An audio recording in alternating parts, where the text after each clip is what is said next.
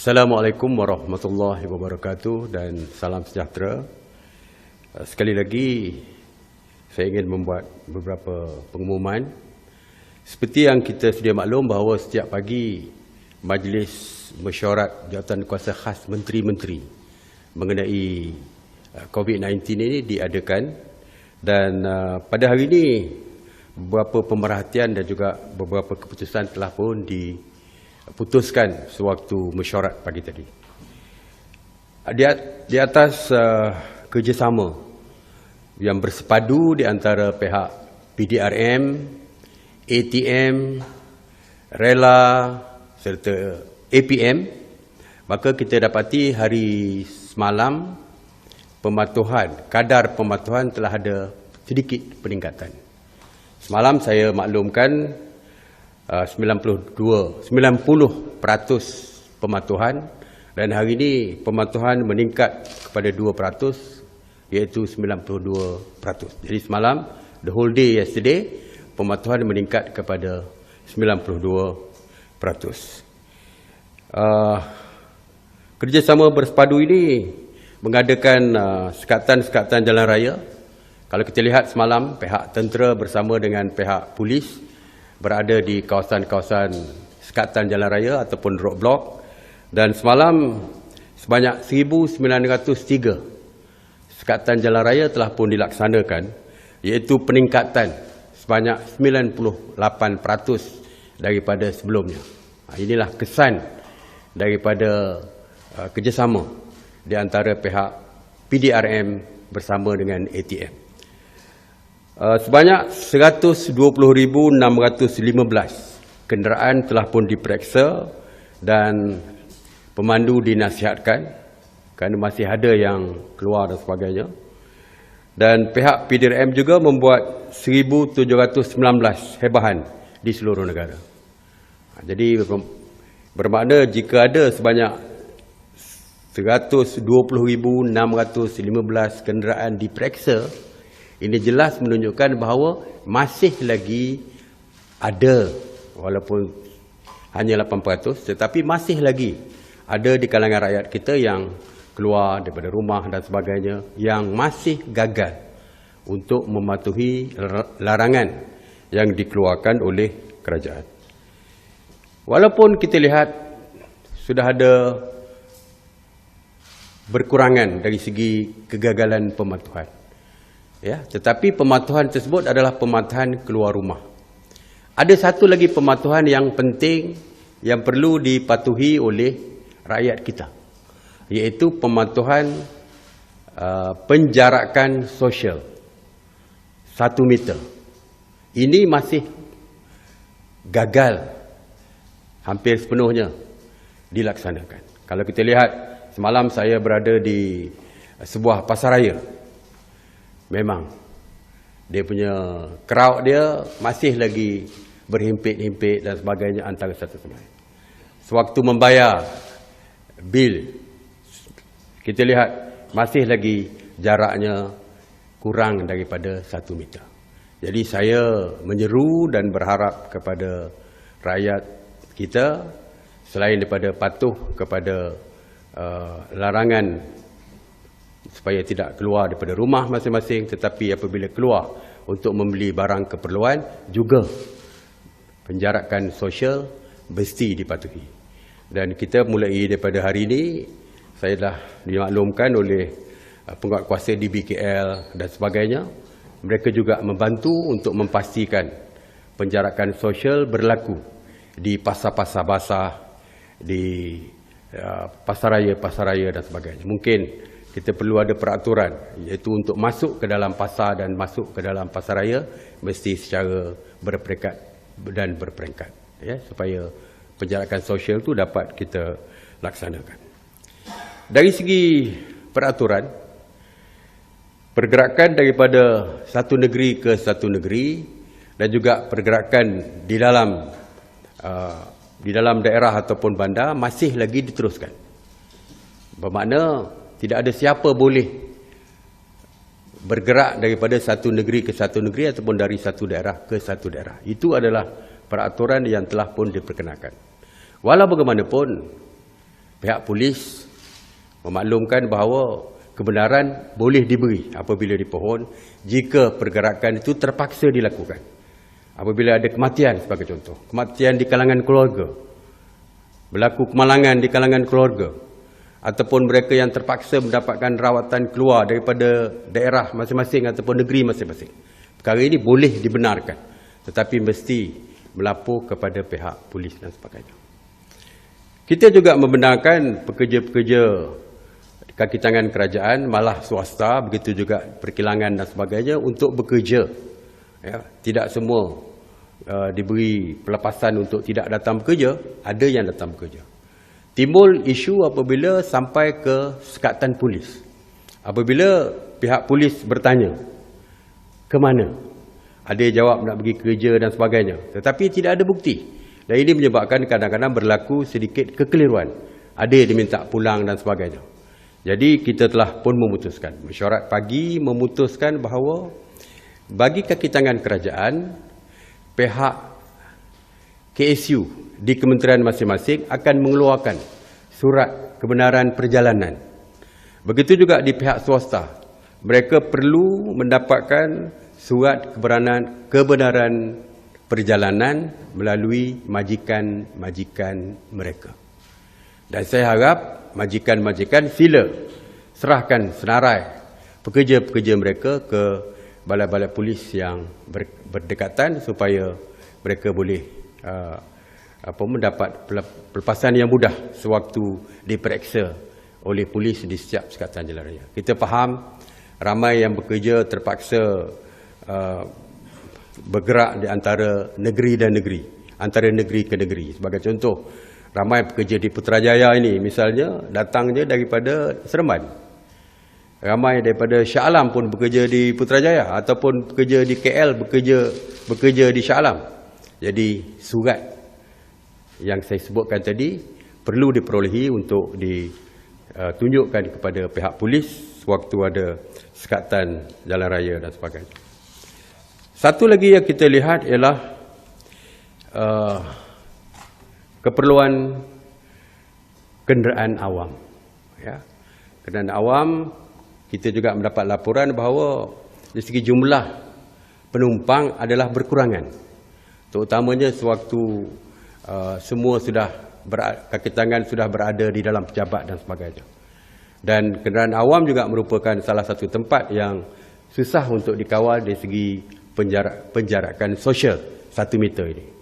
Oleh itu, pihak mesyuarat telah pun menetapkan bahawa perkhidmatan kenderaan awam hanya dibenarkan beroperasi daripada 6 pagi hingga 10 pagi, iaitu waktu untuk pergi bekerja, dan juga daripada 5 petang hingga 10 malam untuk pulang daripada bekerja. Walaupun bagaimanapun, teksi dan kenderaan e-hailing dibenarkan untuk meneruskan perkhidmatan mereka. Walaupun bagaimanapun, penjarakan sosial dan juga safety precaution yang kita keluarkan, yang kita telah pun umumkan, mesti dipatuhi. Sebagai contoh, teksi ataupun kenderaan kereta e-hailing, mesti pemandunya mesti menggunakan topeng muka dan sebagainya. Dan juga penjarakan sosial perlu dipatuhi.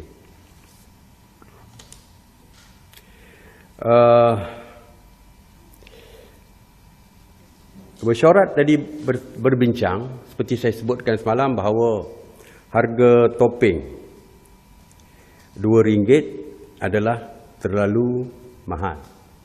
Ya, memang mesyuarat bersetuju tadi bahawa harga shilling topeng mesti diturunkan daripada RM2 kepada harga yang akan ditetapkan oleh Kementerian Perdagangan Dalam Negeri dan Hal Ehwal Pengguna setelah mereka berbincang dengan pihak industri dan sebagainya.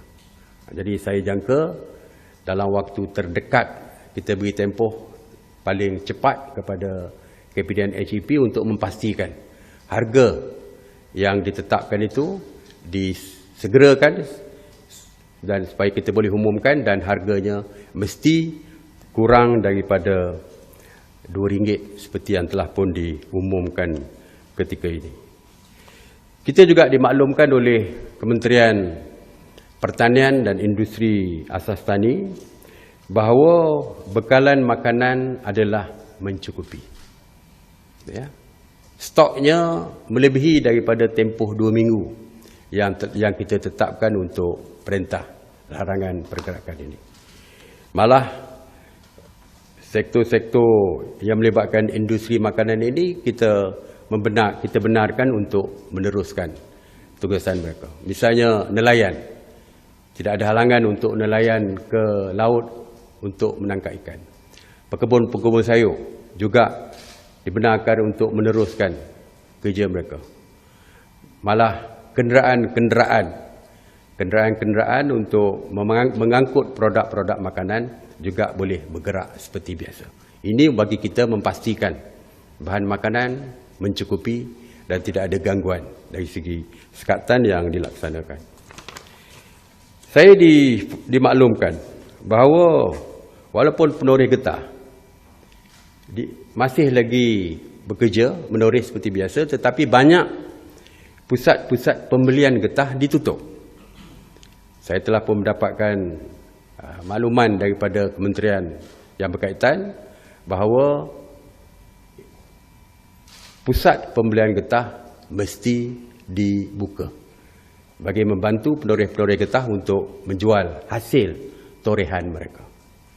Dan saya dimaklumkan juga, supaya saya minta dimaklumkan bahawa jika ada yang berdegil untuk tidak mahu membuka pusat pembelian getah ini, tindakan akan dilaksanakan oleh kementerian yang berkaitan. Sewaktu saya mengumumkan tentang bantuan makanan untuk pelajar-pelajar di kolej-kolej, saya tidak menyebutkan tentang detailnya, dan saya hanya menyebut bahawa ketika itu hanya 60,000 sahaja. Dan ramai yang bertanyakan sama ada ianya IPTA semata-mata ataupun pelajar-pelajar daripada institusi yang lain. Jadi saya ingin maklumkan bahawa bantuan makanan untuk pelajar-pelajar kolej, yang pelajar-pelajar universiti yang tinggal di kolej yang tidak pulang ke kampung, kerajaan akan menanggung sepenuhnya makanan mereka. Dan pelajar-pelajar tersebut bukan saja daripada IPTA, tetapi juga daripada IPTS, Institut Pengajian Swasta, begitu juga dengan pelajar di kolej komuniti, pelajar-pelajar di Institut Pengajian Guru, malah pelajar-pelajar di program matrikulasi. Ya, semuanya melibatkan 74,530 pelajar, dan jumlah kos yang ditanggung oleh kerajaan untuk 11 hari ialah sebanyak 12,297,450. Jadi bermakna semua pelajar yang tinggal di kolej yang tidak pulang ke kampung, sama ada daripada IPTA ataupun swasta dan juga lain-lain, ditanggung sepenuhnya oleh pihak kerajaan. Ramai yang membangkitkan isu tentang stesen minyak. Ramai yang bimbang PAM itu digunakan bergila-gila dan tidak ada keselamatan dari segi pengguna. Jadi kita bersetuju. Ramai yang mencadangkan supaya pihak stesen minyak kena employ pekerja yang baru untuk menjaga, untuk pamkan minyak bagi pihak pemandu dan sebagainya. Itu adalah sukar untuk dilaksanakan. Walaupun kita akan mewajibkan setiap stesen minyak menyediakan sanitizer dan sebagainya di stesen minyak masing-masing. Bermakna setiap pemandu yang datang untuk pam minyak boleh sanitize, cuci tangan mereka dulu, pam minyak, dan selepas pam minyak cuci tangan semula untuk teruskan perjalanan mereka. Jadi ini adalah di antara keputusan yang telah pun diputuskan oleh Mesyuarat Khas Menteri, dan sekali lagi saya ingin mengucapkan terima kasih kerana pematuhannya meningkat daripada masa ke semasa. Jadi yang terus berdegil, saya harap patuhlah kepada peraturan yang dibuat oleh kerajaan, tinggal di rumah dan keluar hanya bila perlu saja untuk membeli makanan dan sebagainya. Terima kasih. Assalamualaikum warahmatullahi wabarakatuh. Saya buka kepada soalan jika ada. Alright, tidak ada? Okey, siapa?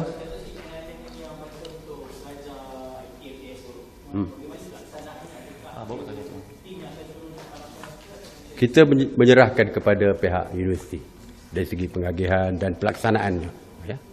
Universiti. Yang tu adakah apa, dia macam pack food ke? Terserah pada universiti, ya.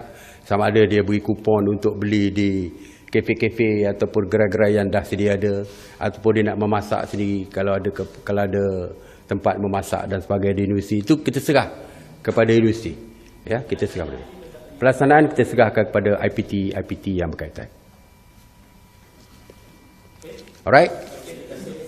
Terima kasih.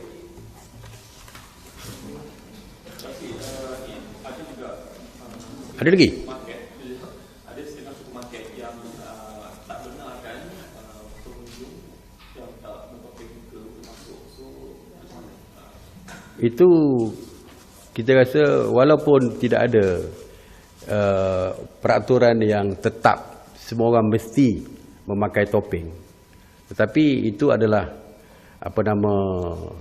inisiatif sendiri yang dibuat oleh supermarket. Tetapi bagi kita yang penting adalah penjarakan.